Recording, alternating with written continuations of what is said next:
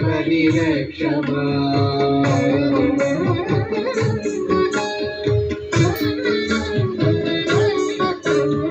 नामरूप विवर्जितामसि नामरूप समन्विता रागरङ्गित मानसामपि रागदूरनिषेविता सर्वसङ्गविदारिणीमपि सर्वसङ्गसमावृताम् अम्बिकां शरणं भजामि किं विदास्यति मे यमः